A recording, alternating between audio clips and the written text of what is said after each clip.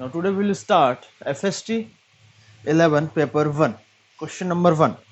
Okay, if integration of x power 8 minus 12 x power 4 plus 4 divided by x power 4 minus 4x square plus 2 is equals to x power a by a plus 4x power b by b plus 2x plus c, then the value of a plus b. Okay, तो इस question में देखो आप यहाँ पर कि ये जो लिखा हुआ है, यदि इसको हम लिखना चाहें तो x पावर 8 है ना, और मैंने कर दिया प्लस 4x स्क्वायर और माइनस 4x स्क्वायर, तो ये हो जाएगा -16। अब 4x पावर 4 किया प्लस 8 तो -4 करना पड़ेगा, तो ये हो गया, और प्लस 4 एक तरफ लिख दिया, divided by x power 4 minus 4x square plus 2, okay, dx।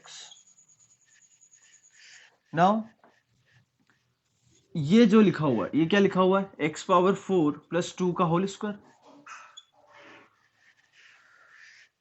x power 4 plus 2 का होल स्क्वायर माइनस ये लिखा हुआ है 4x स्क्वायर का whole square divided by x power 4 minus 4x square plus 2।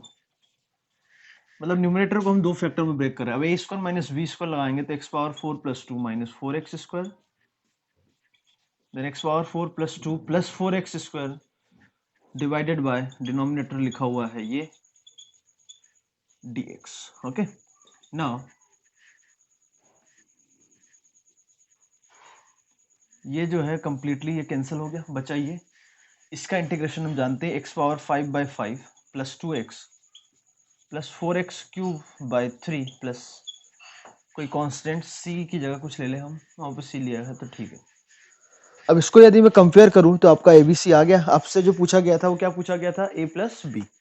Okay, तो कंपेयर कर रहे तो a आपका आ गया 5 एंड b आ गया 3, तो your answer is a plus b, that is 8।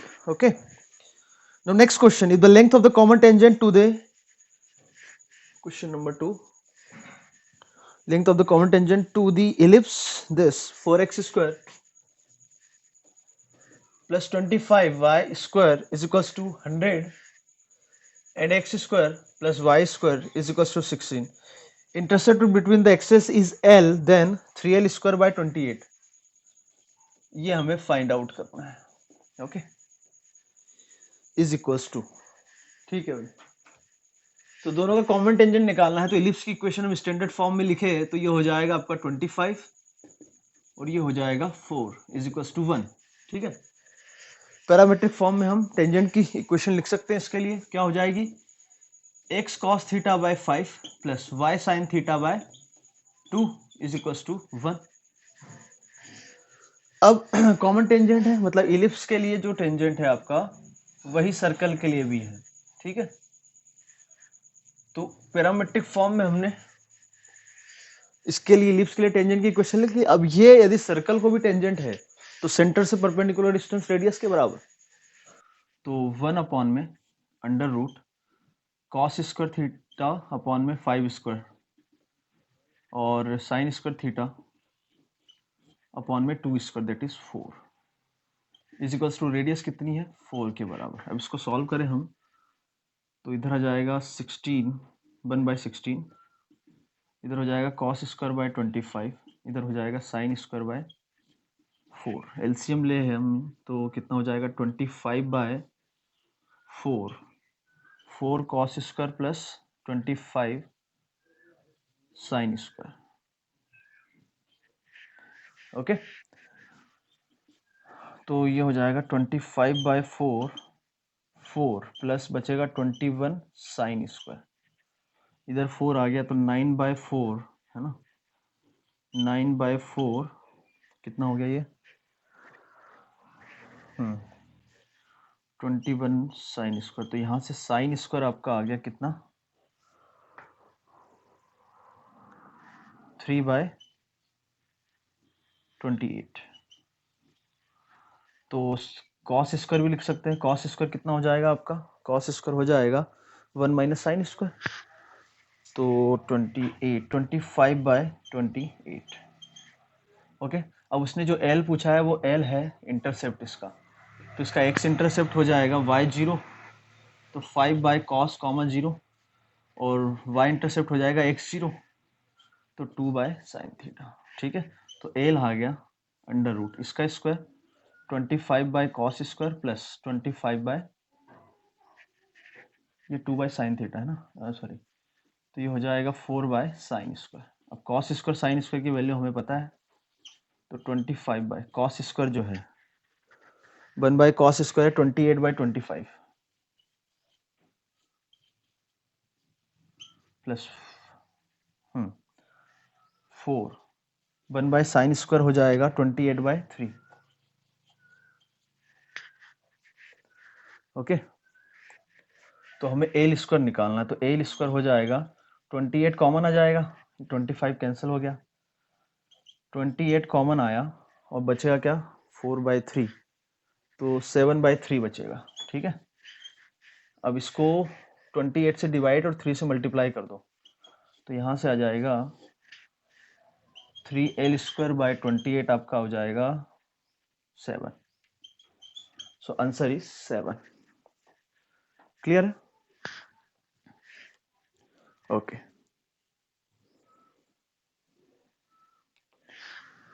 Now next question is 3 में देखो क्या बोलता है।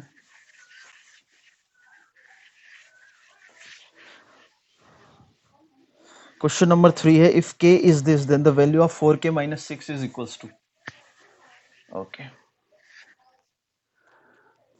k है आपका 3, नहीं k3 नहीं, क्वेश्चन नंबर 3 है और k बोला है -1 से 3/2, मैक्सिमम ऑफ -1 से t कहाँ तक जा रहा है x तक, और इसका ग्रेटेस्ट वैल्यू है -t -half t minus dx, then the value of 4k - 6 is. Okay, तो -1 से यदि हम x ले, है ना, तो इस पूरे का ग्राफ बनाता हूँ मैं। ठीक है, तो कहाँ कहाँ ये ब्रेक होगा, ब्रेक नहीं सॉरी, कहाँ कहाँ पर टर्न लेगा, वो होगा आपका 0, हाफ और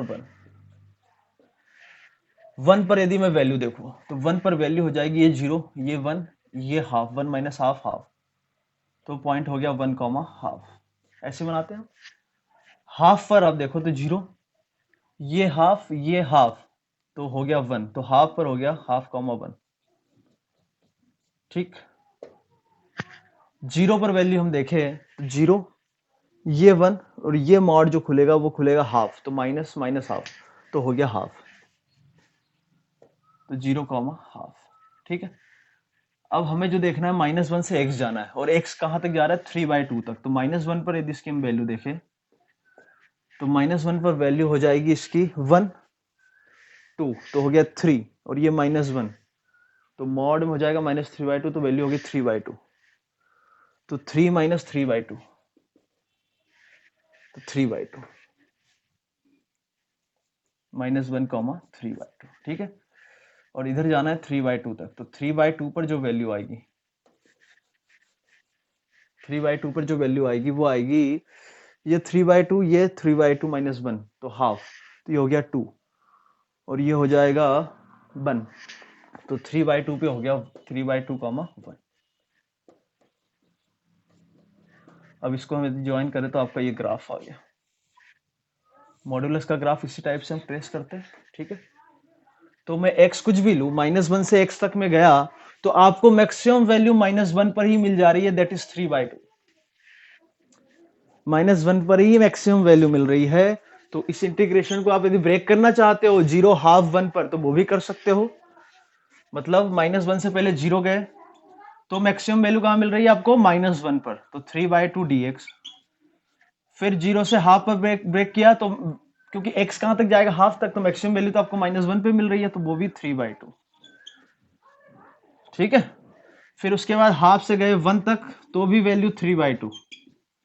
फिर 1 से गए 3/2 तक, तो वहां भी वैल्यू 3/2। अब इसको आप सॉल्व करो तो 3/2 वो हो जाएगा, ये सब कैंसिल हो जाएंगे, तो 3/2 + 1, तो दैट इज 15/4। हमें जो पूछा गया है वो आपसे पूछा गया है 4k माइनस 6, तो ये आ गया आपका k, तो 4k हो गया आपका 15 माइनस 6 करेंगे तो ये हो गया 9, तो ये answer is 9। Okay, no next question is question number 4। देखो, इफ TR दे रखा है 88R, okay,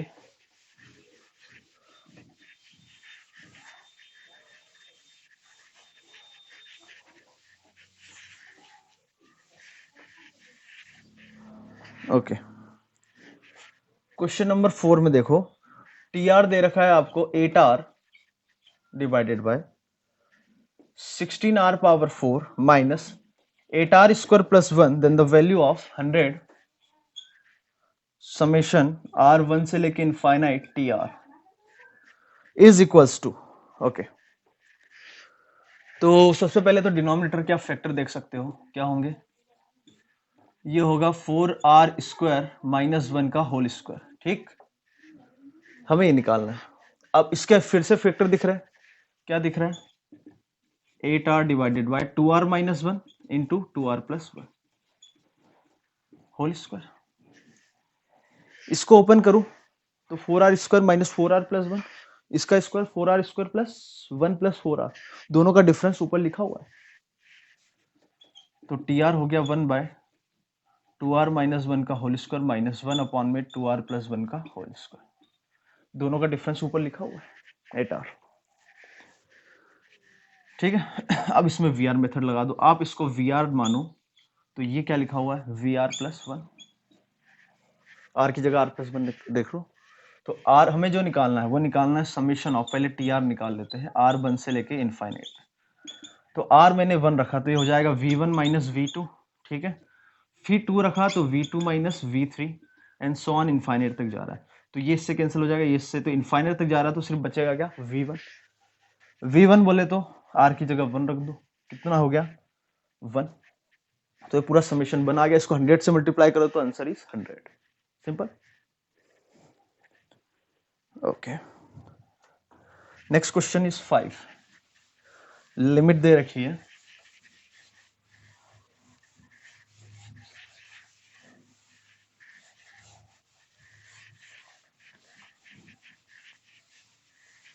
okay, L given है, क्वेश्चन नंबर 5 में limit x approaching to 2 2x square minus 7x by 2 power 1 upon में 4x square minus 7x minus 2, right, and the function f of x is given x a e b x square has minimum value at 1, value 1 at x is equals to 2, x is equals to 2 पे value 1 है, then L by A is equals to, okay, तो 2 पर यदि हम देखें तो ये कौन सा जा रहा है, 1 जा रहा है, और ये कहां जाएगा, ये जा रहा है 0 की तरफ, तो 1 पावर इंफिनिटी, तो इसके लिए जो लिमिट होगी वो हो जाएगी एक्सपोनेंशियल पावर, इसमें से -1 किया और इससे मल्टीप्लाई किया तो डिनोमिनेटर में आ जाएगा, ठीक है। अब कौन सा फॉर्म बन गया, आप 2 पर देखो तो, अच्छा हाँ, लिमिट x 2 पर देखे तो 0/0 फॉर्म, LH लगा देते हैं, एल हॉस्पिटल रूल, तो L हो गया एक्सपोनेंशियल 4x, लिमिट है x approaching to 2, 4x minus 7/2 divided by 8x minus 7, तो 2 पर वैल्यू जो आएगी वो इसकी आ जाएगी e पावर में 8 माइनस 7/2 डिवाइडेड बाय 16 माइनस 7 9, तो ये हो गया e पावर 9 कैंसिल हो गया, तो ये आ गया e पावर 1/2, ओके। अब a निकालना है, a निकालने के लिए हमें क्या करना पड़ेगा कि 2 पर जो मैक्सिमम वैल्यू मिल रही है 1 है, तो x इक्वल टू 2 पे वैल्यू क्या हो गई 1, पहली बात तो ये है ना, तो यहां से x इक्वल टू 2 रखे तो 2a e 4b is equal to 1, पहली बात तो ये हो गई, अरे 2,1 इसको सेटिस्फाई करेगा ना, और दूसरी बात वहां पर मैक्सिमम वैल्यू मिल रही है तो उसका डिफरेंशिएशन 0 होना चाहिए, तो f डैश एक्स क्या हो जाएगा, A E B X square plus X A E B X square into two B X. ठीक है, अब एक्स इक्वल टू टू पे दिस शुड बी जीरो। ठीक है, तो ये हो गया जीरो, टू रख देंगे हम तो A E power four B plus two A E power four B into four B. Okay, अब E A into E power four B one दे रखा है तो जीरो, ये हो जाएगा, सॉरी वन बाई टू दे रखा है, यदि इसको उधर ले जाए हम तो ये हाफ हो गया, तो हाफ प्लस ये हो जाएगा two into half plus into four B, तो बी आ गया आपका यहाँ से, हाफ कैंसिल हो जाएगा तो माइनस टू, तो माइनस हाफ आई थिंक, देखो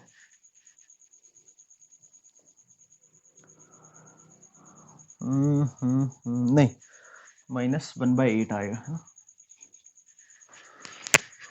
ठीक है, हाफ कॉमन आ गया, इधर हो गया वन प्लस एट बी, तो बी हो गया one minus one by eight.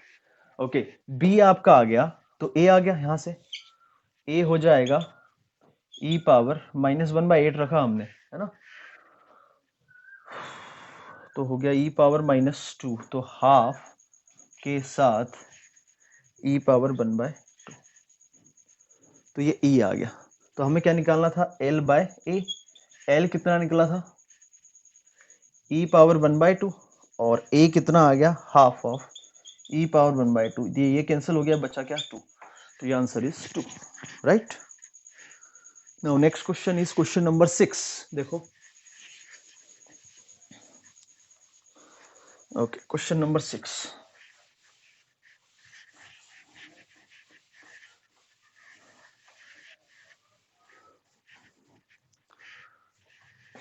Question number 6 में the minimum value of the function F of x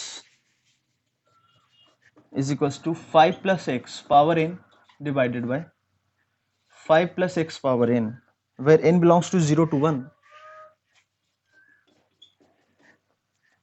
in the interval 0 to 1, okay, 0 to 1 close, is 6 power minus 0.4, then possible value of 10n is, okay, इसकी minimum value जो है वो ये आ रही है इस interval में, तो हमें n की पॉसिबल वैल्यू बतानी। ओके, तो इसको डिफरेंशिएट कर देते हैं, तो 5 प्लस एक्स पावर n, इसका differentiation n, 5 plus x n minus one, ठीक है, minus 5 plus X power n, इसका differentiation n x power n minus one divided by इसका स्क्वायर। अब n 0 से 1 है, x 0 से 1 है, तो ये तो पॉजिटिव हो गया, यहाँ कोई दिक्कत नहीं है, तो एफ डेस एक्स हमने ले लिया। पहले तो कुछ कॉमन निकालते हैं, है ना।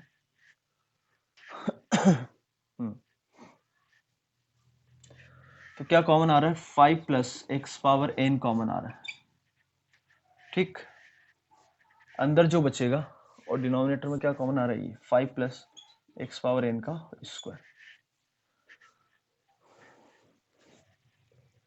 5 plus X power n minus one common आएगा, पूरा कॉमन नहीं आएगा, n माइनस वन कॉमन आएगा, ठीक है, तो यहां से कॉमन ले लिया, यहां बच जाएगा एक, ठीक है, तो इधर क्या बचा, 5 प्लस एक्स पावर n, ठीक है, इंटू n, ये तो कॉमन आ गया, यहां बचेगा 5 प्लस एक्स इंटू, ये n भी कॉमन आ गया, ये जो n है n भी आ रहा है, तो n को भी बाहर निकाल लिया, तो ये पूरा कॉमन आ गया, बचा इधर से ये, इधर से 5 plus X power n minus one गया, n बचा, तो यहाँ बचा x power n minus one, ठीक है यहाँ तक।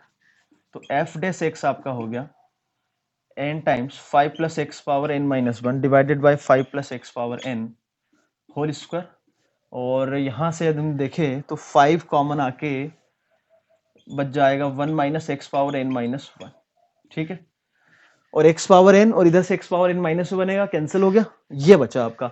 अब देखो x 0 से 1 है, n 0 से 1 है, x 0 से 1 है तो ये भी पॉजिटिव, यही पॉजिटिव, यही तो ये ओवरऑल पॉजिटिव, x 0 से 1 है और n 0 से 1 है, तो n माइनस वन क्या हो गया, माइनस वन से 0, तो उसका रेसिप्रोकल होगा, अरे रेसिप्रोकल मतलब 1 अपॉन में कुछ फ्रैक्शनल, तो 1 से बड़ा, ठीक। अरे x 0 से 1 है तो फ्रैक्शनल की पावर में नेगेटिव करूंगा तो 1 से बड़ा आएगा, तो ओवरऑल क्या आ गया ये negative for x belongs to 0 and for l belongs to 0 to 1, ठीक। तो नेगेटिव आ गया मतलब डिक्रीजिंग फंक्शन हो गया, डिक्रीजिंग हो गया तो इसकी जो मिनिमम वैल्यू आएगी वो जो आएगी वो किस पर आएगी, 1 पर, छोटे पे बड़ा, बड़े पे छोटा, क्योंकि डिक्रीजिंग आ गया तो 1 पर जो वैल्यू है इसकी वो वैल्यू हो जाएगी 6 power n divided by 6 is equal to क्या दे रखा है 6 पावर -0.4, तो यहां से n माइनस 1 हो गया -0.4, तो n हो गया 0.6, तो 10n हो गया आपका 6। Now next question is question number 7. Okay, 7 में देखो the interval in which f of x is equal to ln x square 3 minus x minus 3 whole square increases a to b union c to infinity, then a b c. Okay, तो किस interval में increase करना है हमें ये बताना है, तो डिफरेंशिएट कर लेते हैं। मोनोटोनिसिटी है 2 ln x by x minus 3 whole square plus ln x whole square 3x minus 3। Okay, तो इस पूरे से क्या क्या कहानी कॉमन आएगी, वो आएगी ln x एक तो कॉमन हो गया और x minus 3 कॉमन हो गया, ठीक। उसके साथ फिर बचता है, यहाँ बचता है 2 times of x minus 3 divided by x, और इधर बचता है 3 ln x, ठीक। ओके, तो f डैश x आपका हो जाता है यहाँ से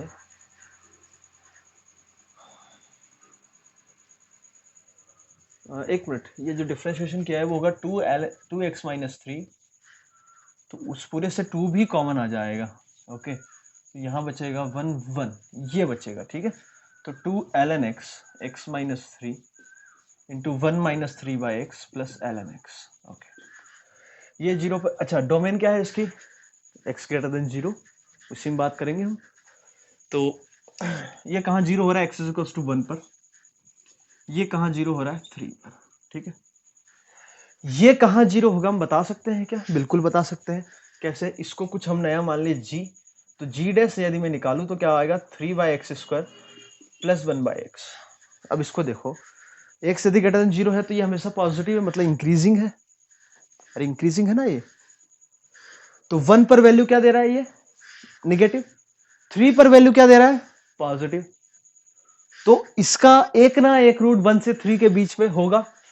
तो मान लो वो ले लिया हमने कुछ के, मतलब 1 से 3 में ये एक जगह कहीं ना कहीं 0 हो रहा है, क्योंकि 1 पे निगेटिव है, 3 पे पॉजिटिव और कंटिन्यूस तो है ही। तो थ्योरम से हम बोल सकते हैं कि इसका एक ना एक रूट के बीच में आएगा, और एक ही रूट होगा क्योंकि ये इंक्रीजिंग है, सिर्फ एक ही रूट होगा। बात समझ में आ गई। तो यदि हम अब एफ डैश का साइन देखें तो ये ऐसा होगा, तो 1 से k में इंक्रीज करेगा और 3 से इंफिनिटी में इंक्रीज करेगा। तो अब ऑप्शन देख लो, उसने क्या बोला है, a से b यूनियन c से इंफिनिटी, तो c तो यहां पर दिख रहा है कि 3 हो गया, ठीक है। अब 1 से k है तो a आपका हो गया 1 और b जो है वो आपका k के बराबर हो गया। तो a बिलोंग्स टू 0 to 3/2, बिल्कुल a 1 है। b बिलोंग्स टू 1 to 3, बिल्कुल। k जो b आपका क्या हो गया, k हो गया, तो k 1 से 3 के बीच में है।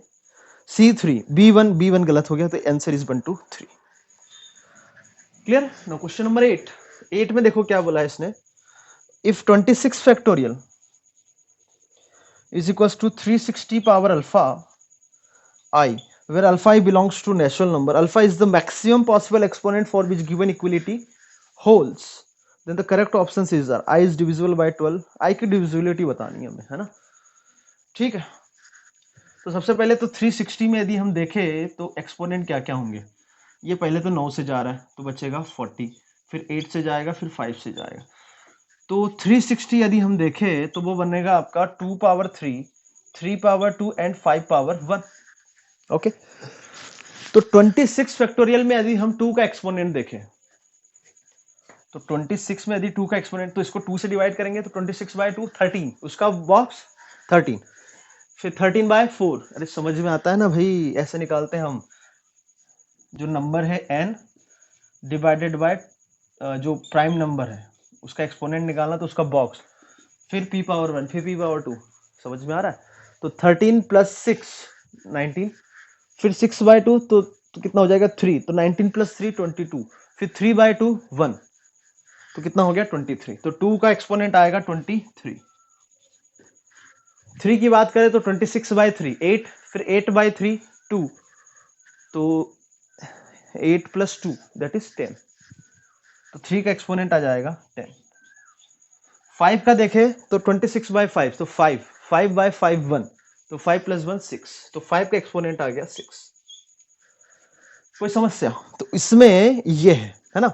अब ये 360 पावर अल्फा है। अब समझना, मैं 26 फैक्टोरियल को इसके टर्म्स में लिखना चाहूँ, 2 पावर 3 3 स्क्वायर इंटू 5 पावर, तो मैक्सिमम पावर क्या हो सकती है? फॉर एग्जांपल यदि मैं 6 करूं तो 5 पावर 6 तो ठीक है, बट 3 पावर 12 हो जाएगा, जबकि 3 पावर 10 अवेलेबल है, तो 6 नहीं होगा, तो क्या होगा फिर 5। सिंपल क्वेश्चन है। तो 3 पावर 10 हो गया, यहां पे 5 बच जाएगा, तो कोई दिक्कत नहीं। तो 2 पावर कितना चला गया 15, तो 23 माइनस 15, तो 2 का पावर कितना बचा 8। ठीक ठीक ओके। 3 का पावर कुछ नहीं बचा, 5 का पावर 6, 5 का पावर 1 बच गया। तो यह हो गया आपका अल्फा, ये हो गया आई। तो आई को यदि हम 2 के मल्टीपल में देखें, अच्छा और भी एक्सपोनेंट होंगे 7 वगैरह के भी होंगे, उससे हमें मतलब नहीं है ना, क्योंकि जो ऑप्शंस है वो आपको 5 3 और 2 के बारे में बात की गई है। तो ये आपका आई हो गया। क्या ये 12 से डिविजिबल है? 12 की डिविजिबिलिटी के लिए क्या क्या चाहिए? 2 पावर 4 इंटू 3 भी चाहिए ना, जो कि नहीं है, तो ये गलत हो गया। 64 बिल्कुल है, 10 बिल्कुल है, 2 इंटू 5 6, 3 अवेलेबल नहीं है, तो answer is 2 and 3। Now question number 9 देखेंगे हम। For a positive integer n, if the expansion of x power 7 minus 3 by x power n has a term independent of x, then n can be sorry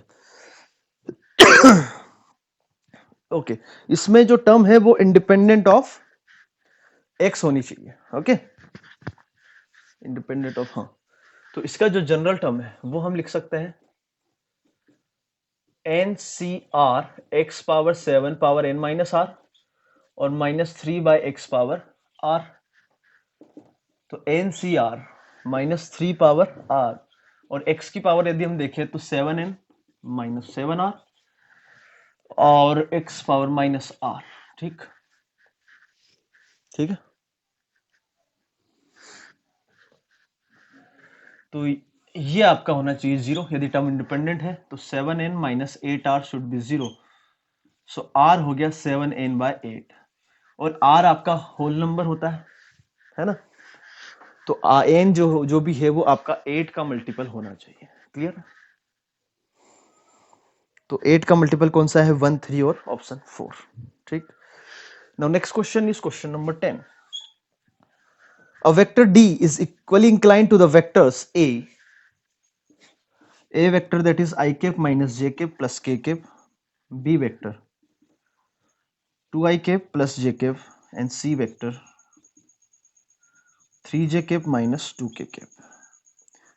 Let x y z be three vectors in the plane of ab bc ca. ab में x है, bc में y है और ac में z दे रखा है इनके plane में। Then x dot D, y dot D, z dot D, r dot D, और r ये है। ओके, तो हमें डी के लिए कमेंट करनी पड़ेगी। तो डी जो है इक्वली इंक्लाइंड है। ओके,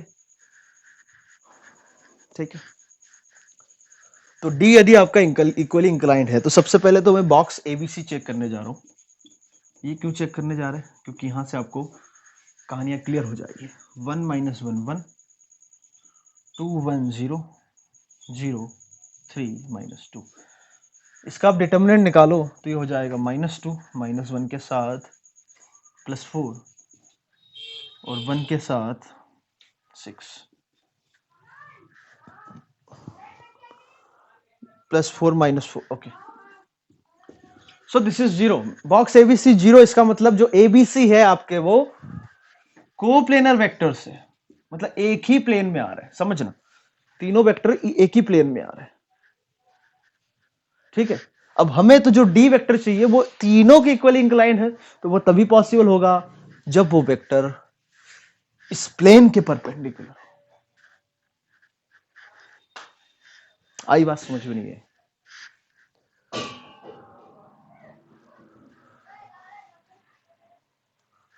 कोई समस्या नहीं होनी चाहिए। तो डी वेक्टर जो है वो आपको समझ में आ गया कि प्लेन ए बी सी के परपेंडिकुलर है, तो जो डी वेक्टर होगा वो इस प्लेन के परपेंडिकुलर है, जहां पे वेक्टर एबीसी आ रहा है उसके परपेंडिकुलर हो गया। तो ये इंफॉर्मेशन हमें पता चल गई। अब सीधा हम ऑप्शन 1 पे जाते हैं, x dot D. X vector क्या है? जो ए और बी के प्लेन में, तो एक्स वेक्टर इसी प्लेन में आया, तो डी तो इस प्लेन के परपेंडिकुलर है, तो उसका डॉट क्या होगा? 0। ऐसे ही वाई भी उसी प्लेन में होगा क्योंकि बी और सी के प्लेन में ही है, और जेड भी इसी प्लेन में होगा, तो एक्स वाई और जेड भी इसी प्लेन में, तो उन सबका डी के साथ डॉट क्या होगा? 0। तो ऑप्शन 3 हो गया, है ना, 1 और 2 गलत हो गया।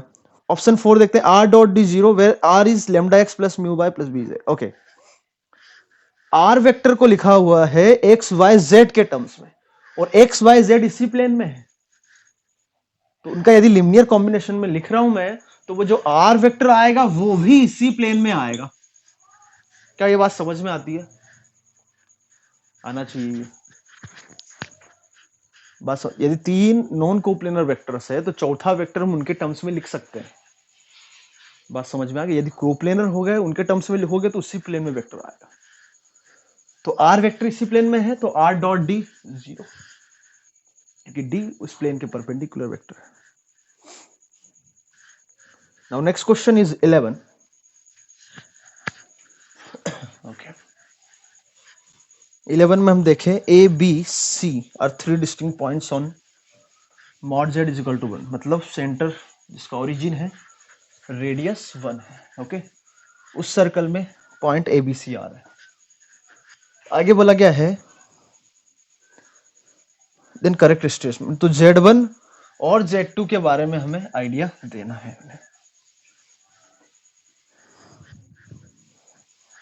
ओके,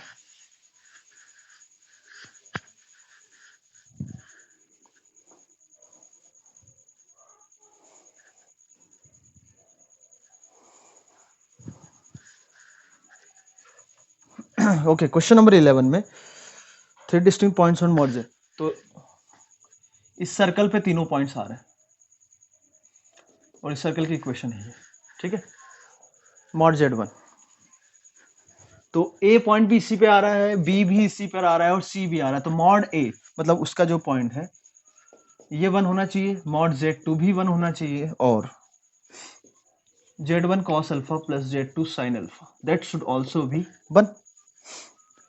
अल्फा गिवन है 0 से π/2।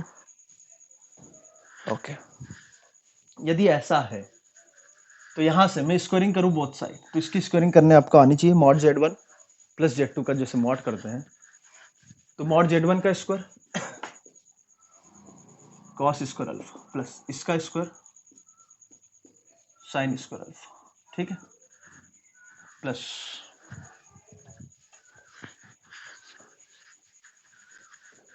तो इसका स्क्वायर करेंगे तो Z1 का square cos square alpha, Z2 का स्क्वायर साइन स्क्वायर अल्फा, ठीक है। फिर इसके बाद एक इसको ऐसे लिखा, इसका कॉन्जुगेट प्लस इसका कॉन्जुगेट, इसको ऐसे लिखा, तो इसको यदि हम लिखना चाहे तो ऐसे भी लिख सकते हैं कि 2 times of real part of Z1 cos alpha into Z2 बार cos alpha sine alpha is equals to 1। यहां तक क्लियर है? कोई भी डाउट है क्या? ये कैसे हो गया? ये तो आता है यार, स्क्वायरिंग करना है ना हमें। मॉड Z1 Z2 1 है, तो cos square plus sine square alpha, तो ये पूरा मिलके जो है कितना हो गया? 1, उधर कैंसिल हो गया, तो real part of Z1 Z2 बार cos alpha sine alpha that should be 0। That should be 0। मतलब Z1 Z2 बार जो है इसका रियल पार्ट 0 चाहिए। मतलब ये जो है प्योरली इमेजिनरी हो गया।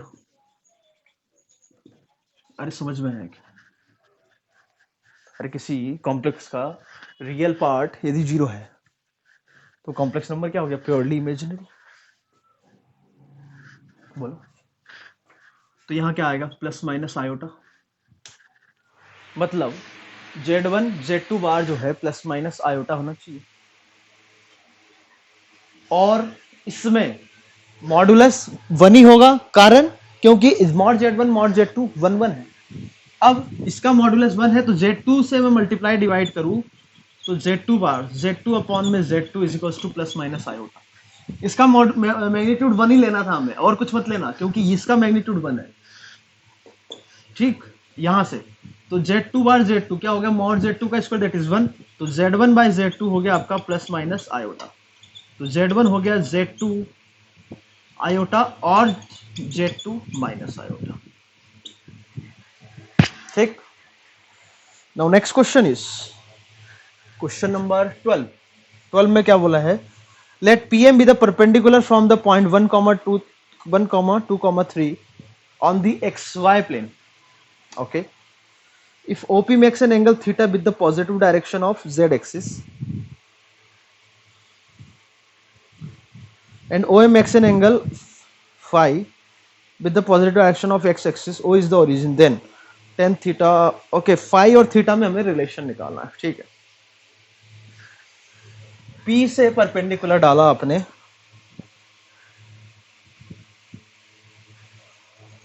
On the XY plane.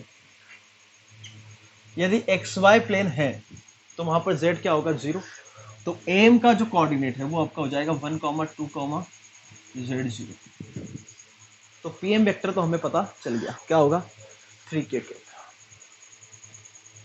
और OP वेक्टर जो होगा, OP वेक्टर आपका सिंपली क्या हो जाएगा?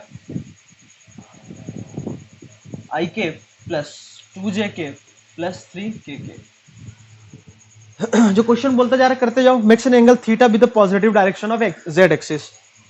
तो Z एक्सिस के साथ यदि एंगल थीटा बना रहा है ये, तो OP डॉट KK क्या हो जाएगा? OP का मॉड KK का मॉड और उनके बीच का एंगल, यही तो है।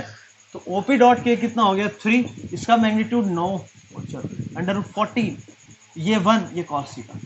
तो कॉस थीटा आपका आ गया 3 बाय अंडर रूट 14। कोई डाउट? ठीक, then OM makes an angle phi with the positive direction of X axis। M आपका ये हो गया, तो OM वेक्टर क्या हो जाएगा? Simply IK plus 2JK। अब इसका जो एंगल है वो cos phi जो हो जाएगा, इसका डॉट हो जाएगा X एक्सिस के साथ, मतलब इसकी डायरेक्शन IK, तो इन IK के साथ इसका डॉट 1 अपॉन में इसका मैग्नीट्यूड अंडर रूट 5। तो cos थीटा और ये phi होगा, cos phi आपका आ गया। अब आपसे पूछा गया है tan थीटा, तो tan थीटा निकाल लेंगे। अरे यहाँ से tan थीटा निकाल सकते हैं ना, बेस 3 और 9 अंडर रूट 5/3। ठीक है, और tan phi भी पूछा गया है, tan phi यहाँ से निकाल लेंगे। tan phi हो जाएगा नीचे 1 और ऊपर 2। बस, अब बाकी ऑप्शन और देख सकते हो। Now question number 13। The equation of common tangent at the point of contact of two parabolas is the equation of common tangent at the point of contact.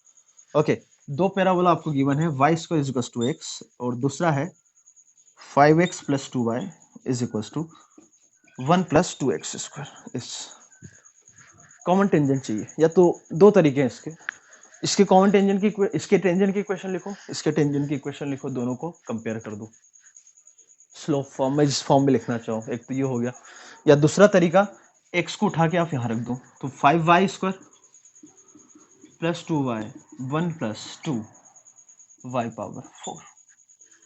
ठीक, उसको इधर लाओ, तो 2y power 4 minus 5y square minus 2y plus 1 is equal to 0। Sorry, ये तो y quadratic है आपका। क्या है? y quadratic. तो इसका कोई फैक्टर दिख रहा है क्या? 1, नहीं, 0 पर तो नहीं होगा। 2 पर यदि वैल्यू देखो तो पॉजिटिव हो गया।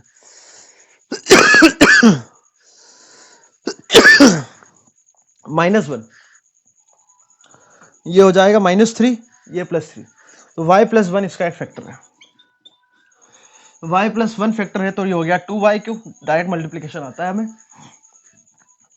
फिर -2y स्क्वायर करना पड़ेगा इसके कारण, -2y स्क्वायर किया, -2y स्क्वायर आ गया तो -3y, -3y किया तो -3y, तो +1 करना पड़ेगा। सही है, ओके। फिर यहां पर हमने देखा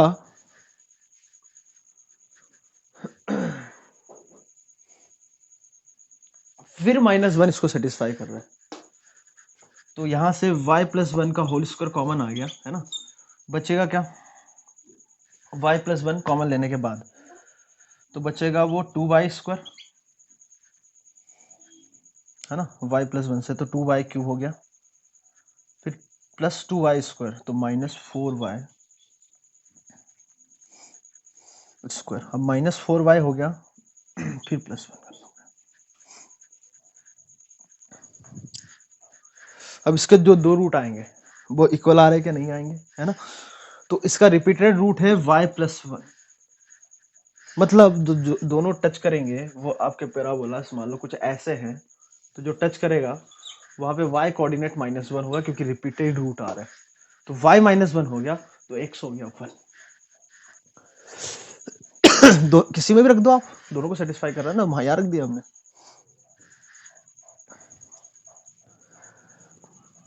तो पॉइंट आपका आ गया 1,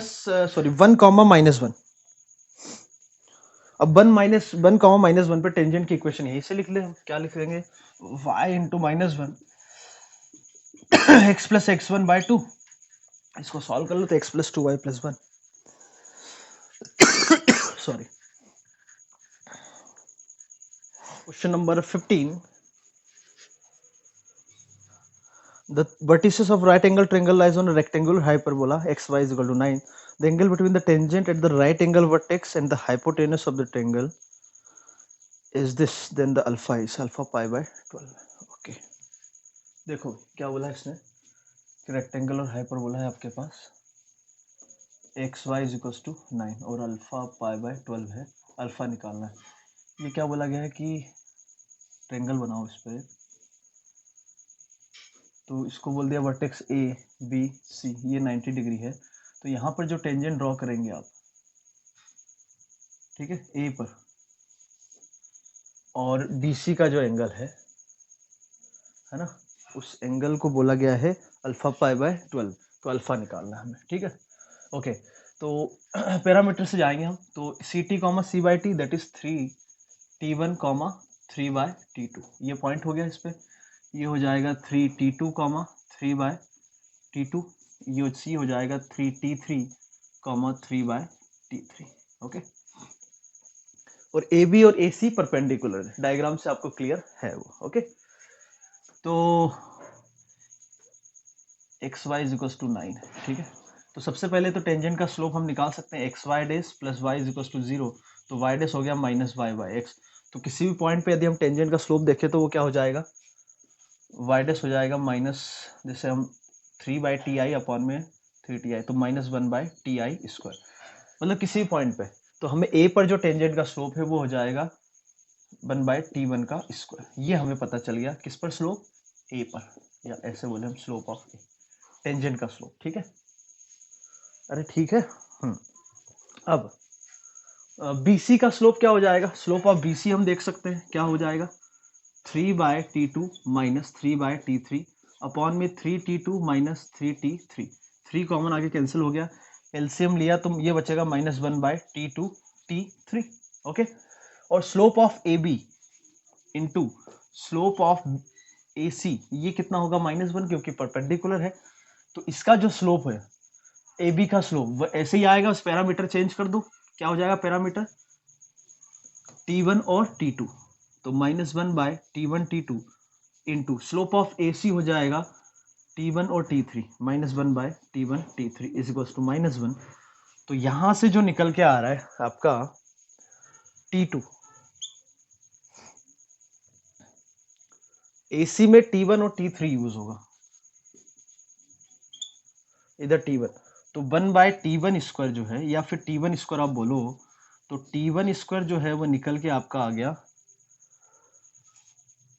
ये उधर जाएगा, तो -1/T2T3, ये हमें हमारे पास रिलेशन आ गया। ठीक है, तो स्लोप ऑफ BC कहीं लिखा है, ये लिखा हुआ है, और टेंजेंट का स्लोप जो है वो ये है ना, कौन सा, ये वाला टेंजेंट का स्लोप। तो स्लोप ऑफ BC कितना हो गया आपके पास, -1/T2T3, और T2T3 के टर्म्स में ही आपका टेंजेंट का स्लोप आ गया। तो slope of tangent at A वो हो जाएगा -1/T1 स्क्वायर, और T1 स्क्वायर को हम लिख सकते हैं ये, तो ये हो जाएगा T2T3। अब दोनों का प्रोडक्ट आप देखो तो वो कितना आ रहा है, -1। सो दैट मीन्स A पर जो टेंजेंट है और BC का जो स्लोप है, उनका प्रोडक्ट जो है वो -1 है, मतलब वो परपेंडिकुलर हुए, तो एंगल आ गया π/2। So this is equals to π/2, that implies alpha is 6। Simple. Okay, now next question is 16 में देखो क्या बोला है इसने। 16 में बोला गया है area bounded y is equals to x - 5 upon में x² - 10x + 26, x axis x is equals to 0 to x is equals to 10। ठीक है, ये एरिया बाउंडेड निकालना है हमें। ओके, तो इसको सबसे पहले थोड़ा सिंप्लीफाई करके लिखे हम, तो ये लिखा हुआ है x - 5 का होल स्क्वायर, तो +1 है ना। ओके, तो इसको डिफ्रेंशिएट यदि हम करें, वहां से देख सकते हैं, चलो डिफ्रेंशिएट कर लेते हैं, तो y डैश हो जाएगा x - 5 का होल स्क्वायर +1, इसका डिफ्रेंशिएशन 1, माइनस x - 5, इसका डिफ्रेंशिएशन हो जाएगा 2 times of x - 5 divided by इसका स्क्वायर। ये पूरा पॉजिटिव है तो उसका स्क्वायर भी पॉजिटिव ही होगा। y डैश आ गया, यहाँ से क्या कॉमन आ रहा है, x - 5 का होल स्क्वायर बचेगा 1, है ना।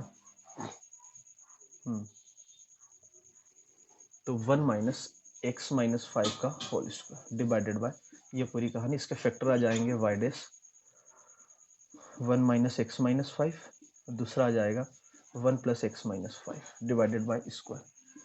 y डैश हो गया आपका क्या,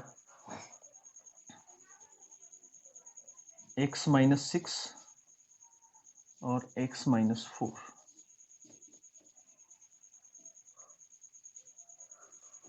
नहीं, प्लस -x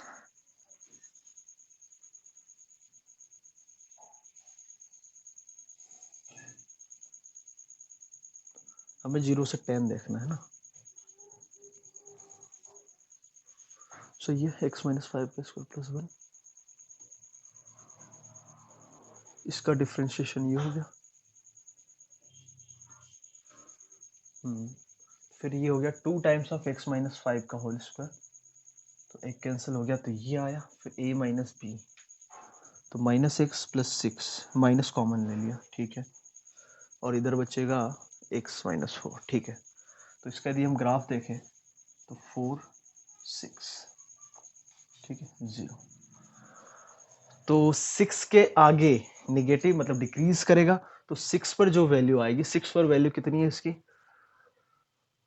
मतलब इसको यदि हम समझे तो 4 6 नेगेटिव पॉजिटिव नेगेटिव, तो 6 के आगे डिक्रीज करेगा, 4 के इधर भी डिक्रीज करेगा, 4 से 6 इंक्रीज करेगा, तो 6 पर जो वैल्यू है, 6 पर जो वैल्यू आ जाएगी, यहां से देख लो आप, तो ये 1 ये 1/2, 1/2, 6 पर जो वैल्यू है वो हाफ है, ठीक है। 4 पर जो वैल्यू आएगी वो आ जाएगी -12, 4 पर जो वैल्यू है वो हो जाएगी -12, और यही आपका मिनिमम होगा। आगे डिक्रीज करेगा, इन्फिनिटी पे कहाँ जाएगा, ये 0 की तरफ, तो ये कुछ ग्राफ ऐसा बनेगा आपका, और इसके बाद इधर, और 5 पर 0 हो रहा है देख सकते हो आप, तो इधर मिनिमम मिलेगा, है ना। और इधर डिक्रीज करता जाएगा, इधर डिक्रीज कर रहा है, तो 0 पर वैल्यू कहाँ अप्रोच करेगा, 0 पर ये वैल्यू अप्रोच करेगा आपका, ये पॉइंट हो गया 5, है ना।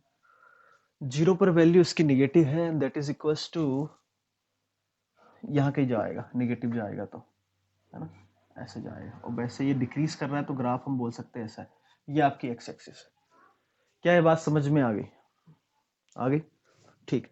अब हमें 0 से 10 इंटीग्रेट करना है, तो इसका जो एरिया बाउंडेड हो जाएगा 0 से 10, यही निकालना है ना, एरिया बाउंडेड। ओके, तो पहले 0 से 5 कर दे और 5 से 10 कर दे, तो 0 से 5 में माइनस हो जाएगा ये, अरे माइनस हो जाएगा ना क्योंकि नीचे आ रहा है, तो ये हो जाएगा minus times of x minus 5 divided by x minus 5 का होल स्क्वायर प्लस 1 dx, और 5 से 10 में पॉजिटिव, 5 से 10 में पॉजिटिव, तो वो हो जाएगा x माइनस 5 का divided by x minus 5 whole square plus 1 dx। ये आपका आंसर आ गया, इसको सॉल्व कर लो, ठीक है। और सॉल्व करना आसान है, इसको t रखो तो ऊपर dt लिखा हुआ है, ओके।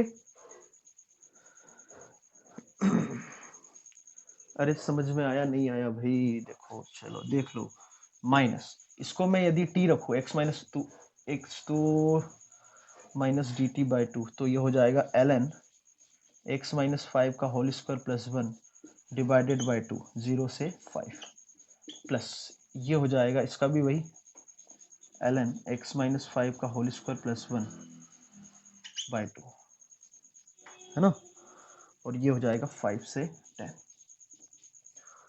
चलो वैल्यू रख ही लेते हैं, 5 पर 0 हो गया ये,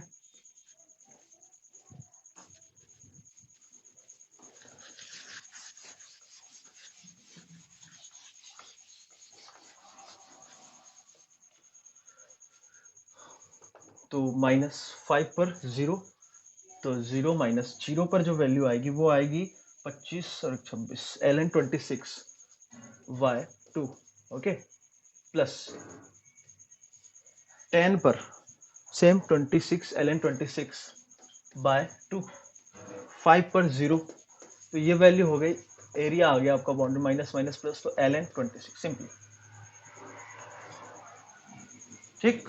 ln 26 is your answer. Now next question is 27, 27 नहीं 17, 17 में क्या बोला है, the solution of the differential equation x 10y, इसको मैं dy बाई dx के टर्म्स में लिखना चाह रहा हूँ, तो dy बाई dx आप रीअरेंज करके लिख लेना, तो ये हो जाएगा y sec square y by x minus x 10 y by x divided by x sec square y by x, सही है।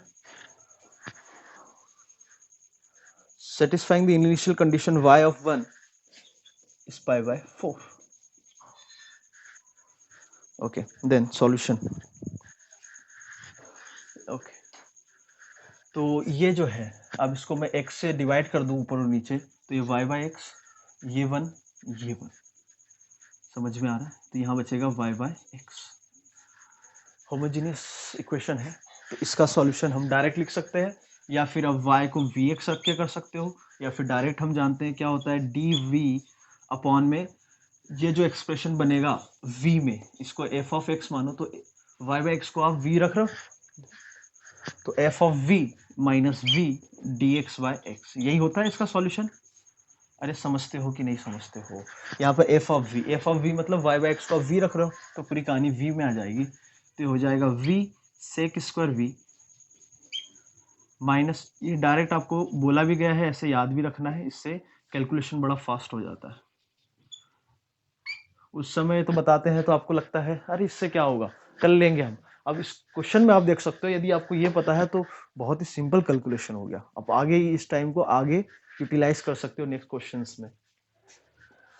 तो इसको मैं सॉल्व करूँ तो b sec square v cancel हो गया ये वाला, और बचेगा ये ऊपर चला जाएगा, तो sec square v dv divided by minus 10, ये जो बचेगा वो v बचेगा ना, y बाई एक्स v, तो 10v इसका इंटीग्रेशन और dx बाय एक्स इसका इंटीग्रेशन, तो इसका 10b को मैं t लूँ तो ऊपर dt लिखा हुआ है, तो इसका इंटीग्रेशन हो जाएगा माइनस में ln 10v ln x plus c, और 1 पर वैल्यू पाई बाय 4 है, नहीं इसको y में ले चलते हैं पहले, तो ये उसको उधर ले जाऊं मैं, तो ये हो जाएगा 10b इंटू एक्स, तो x tan v, वे को लिख दिया y by X is equal to some constant minus C, या सी लिख लो, एक ही बात है। तो 1 पर वैल्यू पाई बाय 4, तो x को मैंने लिखा 1, तो y हो जाएगा पाई बाय 4, तो 1 into 10 pi by 4 1 is equal to minus C, तो c आ गया आपका -1। तो आपकी इक्वेशन आ गई x tan y by x is equals to 1. Okay. Now last question, that is 18.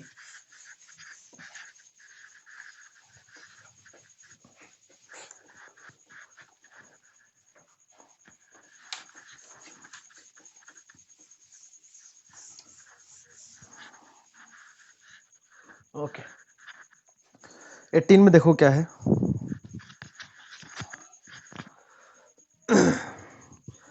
Three dice are thrown simultaneously whose colors are red, blue and green. Probability that the number obtained on red is more than that obtained on blue as well as green is equals to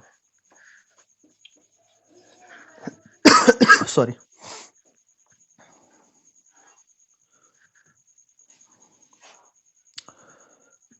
the number obtained on red is more than that obtained on blue as well as green. Okay, तो भाई 3 dice है, case वही है 1 से 6 तक आपका, ठीक है। तो रेड, ग्रीन और एक है आई थिंक ब्लू है ना। Red is more than red to obtain on blue as well as green. Okay, तो रेड पर क्या क्या केसेस हो सकते हैं। रेड पे यदि आउटकम 1 आ गया तो ग्रीन और ब्लू पे 1 से 6 तक ही है। तो मान लो दोनों पे 1 1 भी आ गया तो केस हमारा ये एक्सेप्टेबल नहीं है, क्योंकि रेड पे जो आउटकम आना चाहिए वो रेड और ग्रीन दोनों से ज्यादा आना चाहिए। तो इस पर चालू होगा आउटकम 2 से। तो ग्रीन और ब्लू पर क्या क्या आ सकता है, 1 और 1। रेड पे 3 आ गए तो ग्रीन पर 1 2 दोनों आ सकता है, इस ब्लू पर भी 1 या 2 कुछ भी आ जाए। रेड पे मान लो 4 आ गया तो इधर 1 2 3 कुछ भी हो सकता है, इधर भी 1 2 3 कुछ भी हो सकता है। इधर 5 आ रहा है तो इधर 1 से लेके 4 तक कुछ भी हो सकता है, इधर 1 से लेके 4 तक। इधर 6 आ रहा है तो इधर 1 से लेके 5 तक, इधर भी 1 से 5 तक। अब रेड पे इससे ज्यादा आउटकम आ नहीं सकता क्योंकि 1 से 6 ही हो सकता है। तो बस सब केसेस की प्रोबेबिलिटी ऐड कर दो। तो पहला केस रेड पे 2 आने की प्रोबेबिलिटी 1/6। फिर ग्रीन पर 1 1 आए, ग्रीन और ब्लू पर, तो उसकी प्रोबेबिलिटी 1/6 प्लस रेड पर 3 आए उसकी प्रोबेबिलिटी 1/6। ये केस हो गया। अब ये केस लिखने जा रहे हैं, इधर 1 2 आए तो उसकी प्रोबेबिलिटी, 2 आउटकम है टोटल पॉसिबल फेवरेबल, तो टोटल 6 है। ऐसे ही ब्लू पर 1 2 आए उसकी प्रोबेबिलिटी प्लस ये वाला केस चौथा, उस पर 4 आए उसकी प्रोबेबिलिटी ये, और इस पर ये आए, स्क्वायरिंग कर दे तो भी काम चल जाएगा। इस पर 5 आने का प्रोबेबिलिटी ये, और 1 से 4 तो 4/6 का स्क्वायर प्लस इधर 6 आए उसकी प्रोबेबिलिटी 1/6, और इधर 1 से 5 तक आउटकम आए उसकी प्रोबेबिलिटी 5/6 का स्क्वायर, क्योंकि दोनों पर सेम आ रहा है 5/6 5/6। तो अच्छा ऑप्शन है हमारे पास। ओके, सॉल्व कर लेते हैं। तो सभी में डिनोमिनेटर में तो 6 क्यूब आ रहा है, 6 क्यूब बोले तो 216, ठीक है।